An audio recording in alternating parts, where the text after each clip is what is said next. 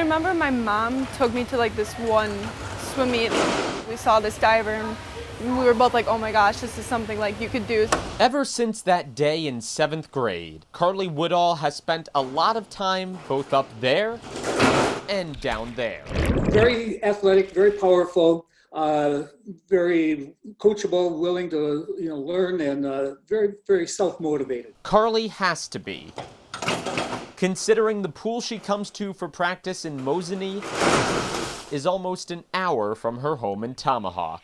So I always come here down like 3 times a week maybe, and then I was also like traveling to Ladysmith on Monday nights too, which is a long drive.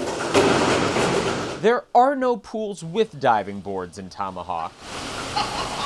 So Hatchet swimming coach Teresa L'Esperance had to figure out something else. We have looked everywhere to find a board. We've gone everywhere, and we've done everything we can for her. You got to drive long distances and make some sacrifices to pursue this sport in the Northwoods.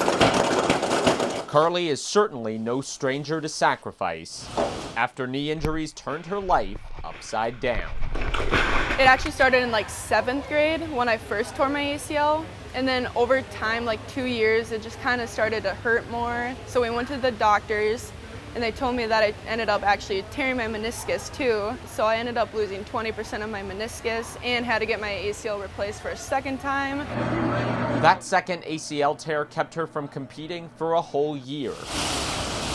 When she got back in the pool, she could hardly even kick. She was in the pool and she was pulling. She pulled for a whole season, never used her legs. None of that stopped her from getting back on the board for her junior year. You know, if we have a little twinge in the knee, she still continues to work. And I don't think she's ever skipped a practice. Every rehab session, every car ride, every dive led her to Madison, where she placed in the top 10 at last fall's D2 state dive meet. A lot of divers would have just kind of given up, I think, given the hindrances that we've had. Just being able to do the sport and something I love, I'm just very grateful for. And when the road to get here has already been so long, what's another 90 minutes in a car? I feel like a lot of times we take stuff for granted. I pretty much just remind myself to do the things that I can while I still am able to. In Mosinee, Andrew Goldstein, Newswatch 12.